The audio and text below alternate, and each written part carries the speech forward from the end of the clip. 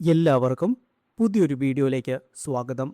ആകാശത്ത് നമ്മൾ കാണുന്ന ഓരോ നക്ഷത്രവും എന്നേക്കുമായി നിലനിൽക്കുന്നവയാണോ?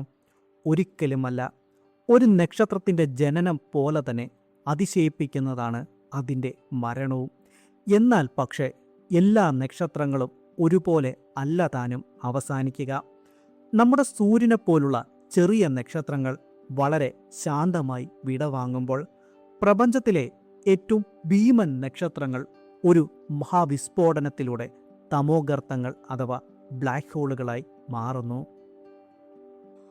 ഒരു നക്ഷത്രം അതിൻ്റെ ആയുസ്സിലുടനീളം രണ്ട് വലിയ ശക്തികൾ തമ്മിലുള്ള പോരാട്ടത്തിലാണ്. ഒന്നാമതായി, നക്ഷത്രത്തിൻ്റെ ഭീമമായ പിണ്ഡം കാരണം ഉള്ളിലേക്ക് വലിഞ്ഞു മുറുകുന്ന ഗുരുത്വാകർഷണ ബലം അഥവാ ഗ്രാവിറ്റി. ഇതിനെ പ്രതിരോധിക്കുവാൻ നക്ഷത്രത്തിന് ഉള്ളിൽ നടക്കുന്ന ന്യൂക്ലിയർ ഫ്യൂഷൻ മൂലമുണ്ടാകുന്ന എനർജി, ഹൈഡ്രജൻ ആറ്റങ്ങൾ ചേർന്ന് ഹീലിയം ഉണ്ടാകുമ്പോൾ പുറത്തേക്ക് പ്രവഹിക്കുന്ന ഊർജമൊരു ഔട്ട്വേർഡ് പ്രഷർ പോലെ നിലനിൽക്കുന്നു. ഈ രണ്ട് ശക്തികളും തുലനാവസ്ഥയിൽ ഇരിക്കുമ്പോഴാണ് ഒരു നക്ഷത്രമായി നിലനിന്ന് പോരുന്നതും. എന്നാൽ പക്ഷേ നക്ഷത്രത്തിലെ ഇന്ധനം തീരുമ്പോൾ കഥ ആകെ മാറുന്നു. വലിയ നക്ഷത്രങ്ങളിൽ ഹീലിയത്തിന് ശേഷം കാർബണും നിയോണും ഓക്സിജനും സിലിക്കൺ എന്നിങ്ങനെ ഫ്യൂഷൻ മുമ്പോട്ട് പോയി അവസാനമായി അയൻ രൂപം കൊള്ളുന്നു. ഇരുമ്പിനെ ഫ്യൂഷൻ വഴി മറ്റൊരു മൂലകമാക്കുവാൻ നക്ഷത്രത്തിന് സാധിക്കാതെ വരുന്നു. കാരണം അതിന് അനേകം മടങ്ങ് ഊർജം ആവശ്യമാണ്. അതോടെ പുറത്തേക്കുള്ള സമ്മർദ്ദവും നിലയ്ക്കുന്നു. ഒരു സെക്കൻഡിൻ്റെ ചെറിയ ഭാഗം കൊണ്ട് ഗുരുത്വാകർഷണം വിജയിക്കുകയും നക്ഷത്രം തകരുകയും ചെയ്യുന്നു. എല്ലാ നക്ഷത്രങ്ങളും ബ്ലാക്ക് ഹോളായി മാറുന്നില്ല.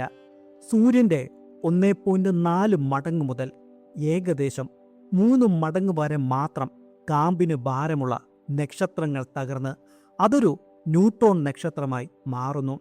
ഇവിടെ ഇലക്ട്രോൺ ഡീജനറസി പ്രഷർ പരാജയപ്പെടുകയും പ്രോട്ടോണുകളും ഇലക്ട്രോണുകളും ചേർന്ന് ന്യൂട്രോണുകളായി മാറുകയും ചെയ്യുന്നു.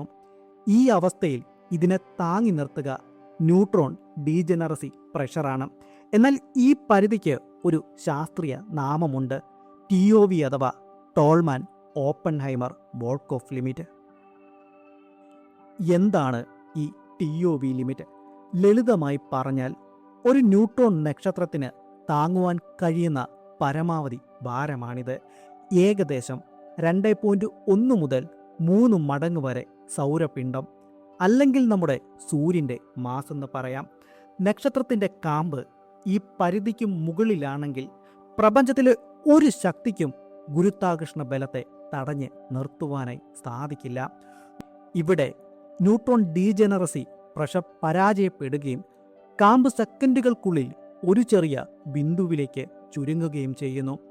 നക്ഷത്രത്തിൻ്റെ പുറം ഭാഗം ഒരു ഭീമൻ സ്ഫോടനത്തിലൂടെ തെറിച്ച് പോവുകയും ചെയ്യുന്നു. ഇതിനെയാണ് നമ്മൾ ടൈപ്പ് 2 സൂപ്പർനോവ എന്ന് വിളിക്കുന്നത്. ബാക്കിയാകുന്ന കാമ്പ് അനന്തമായ സാന്ദ്രതയുള്ള ഒരു പോയിന്റായി മാറുന്നു. അതാണ് സിംഗുലാരിറ്റി. ഇങ്ങനെ ഈ സിംഗുലാരിറ്റിനെ കേന്ദ്രമാക്കി രൂപം കൊള്ളുന്ന തമോഗർത്തങ്ങളാണ് സ്റ്റെല്ലാർ ബ്ലാക്ക് ഹോളുകൾ. ഇതിനെ അതിർത്തിയായി ഇവൻ ഹൊറൈസണും. ഈ അതിർത്തി താണ്ടിക്കഴിഞ്ഞാൽ പ്രകാശത്തിന് പോലും പുറത്ത് കടക്കുവാനായും സാധിക്കില്ല. നമ്മുടെ നക്ഷത്രമായ സൂര്യനൊരിക്കലും ഒരു ബ്ലാക്ക് ഹോൾ ആകില്ല. അതിന് കാരണം അതിന് ആവശ്യമായ പിണ്ഡം നമ്മുടെ സൂര്യനില്ല. സൂര്യൻ അതിൻ്റെ അവസാന കാലത്ത് ഒരു വൈറ്റ് ഡാർഫായി മാറുകയേ ഉള്ളൂ. എന്നാൽ പ്രപഞ്ചത്തിലെ ഭീമൻ നക്ഷത്രങ്ങൾ തകരുമ്പോൾ അവ കാലദേശങ്ങളെ വക്രീകരിക്കുന്ന തമോ ഗർത്തങ്ങളായി അവസാനിക്കുകയും ചെയ്യുന്നു.